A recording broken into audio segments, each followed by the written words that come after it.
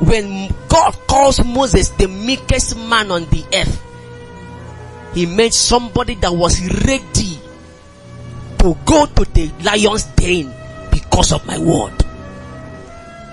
So Moses ran away from Pharaoh, and he knew the implication of killing an Egyptian. He ran away. See, the man choose to be a beggar.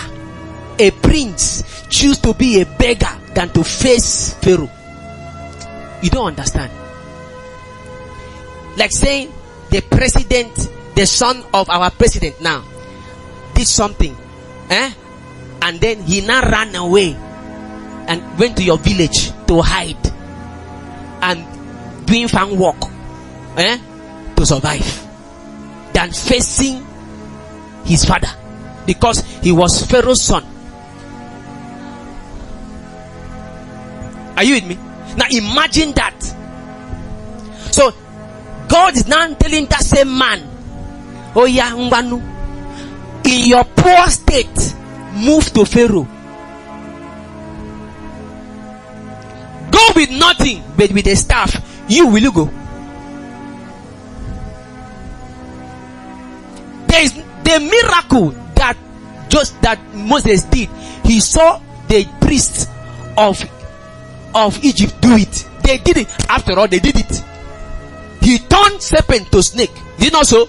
They also did their own. Was it not so? So these are things he knew where he was coming from. So when God said, put your hand and remove, God was just telling him, I am with you. he don't understand. He came from a place of power. You don't understand.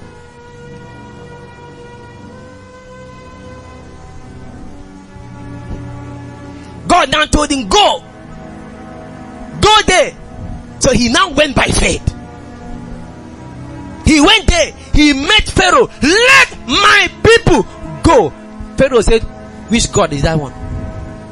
Who is this God? He now brought that serpent, and sure, he was afraid. He said, God told him, keep the serpent, keep it. He now kept it. He now turned to snake. Woo! Why was it a serpent? Because the God of the Egyptians was a serpent.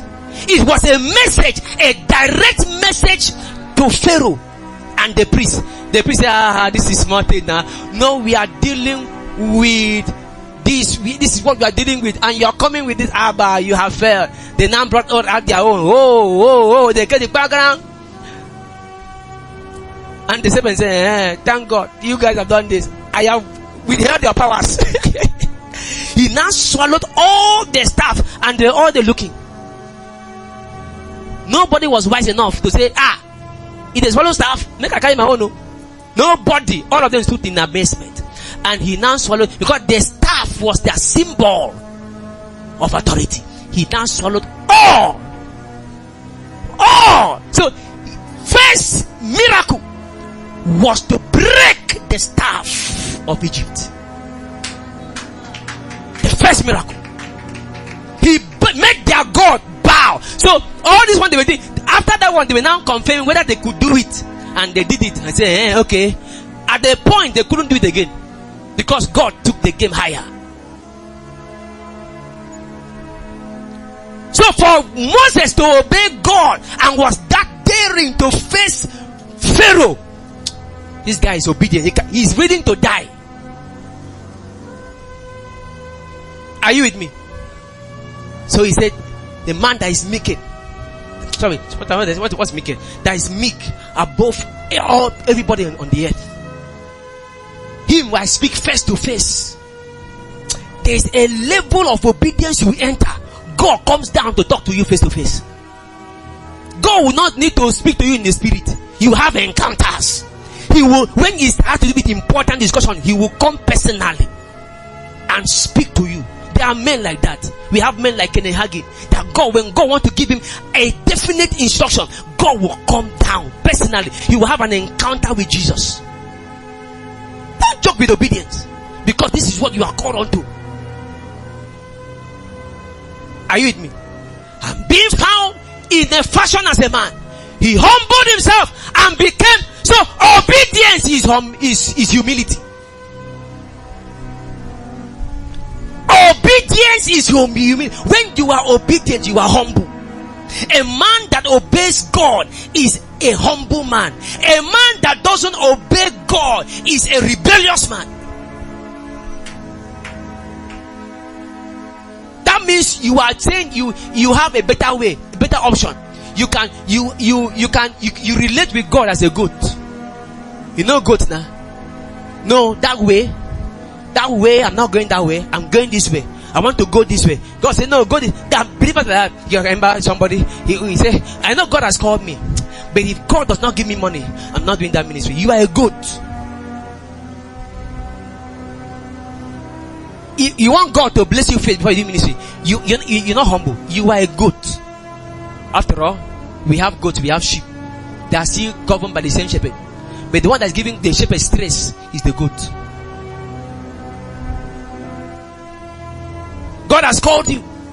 Remember that? Remember, say, if God doesn't bless me, you're defining the call in your own head.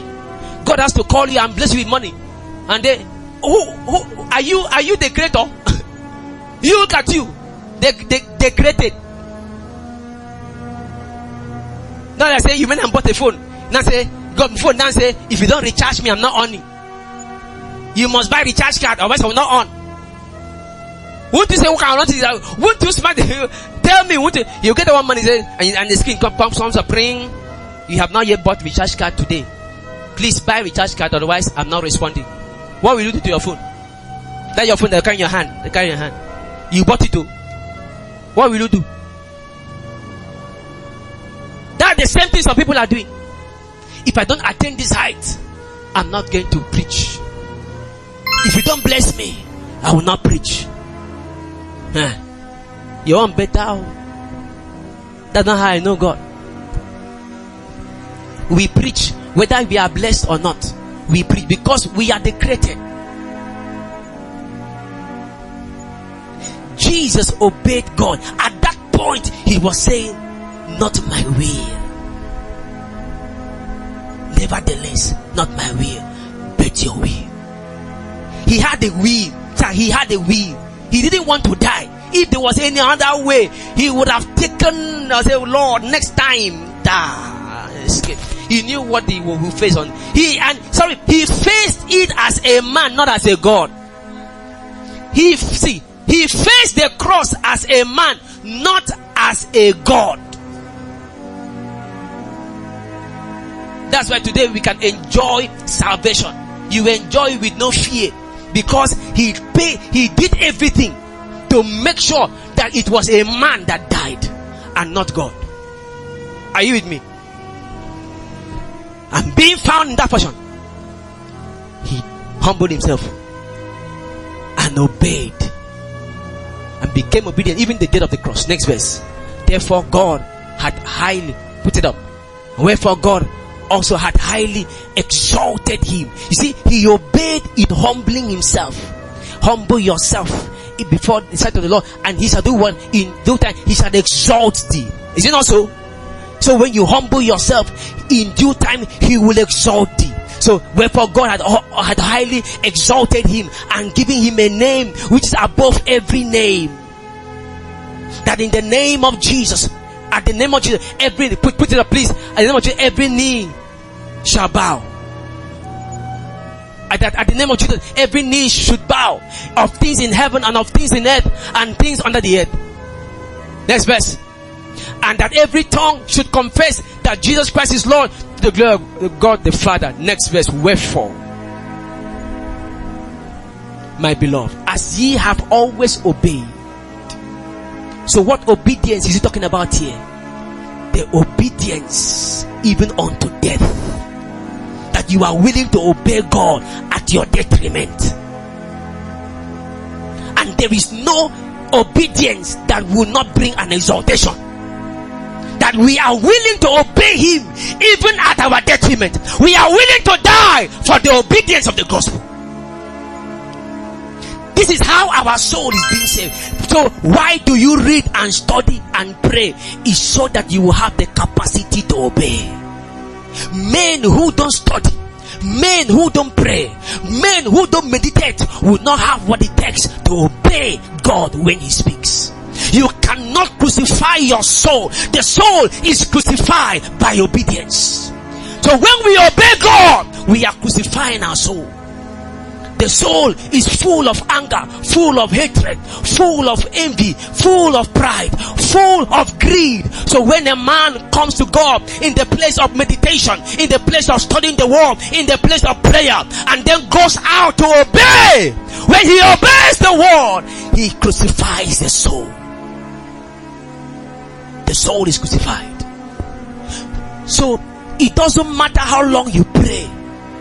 It doesn't matter how long you study. I can sit in the word for 20 hours. You study the word, study. You pray for 20 hours. You fast for 7 days on the word. And then you come out and you don't obey the instructions that were given at the place of prayer and study. Then the essence of the fast and study is destroyed. It's gone. Why will you fast and pray that long? And then come out and an instruction is given and then you don't obey, because the purpose for gathering that momentum was for you to obey, but yet you did not obey.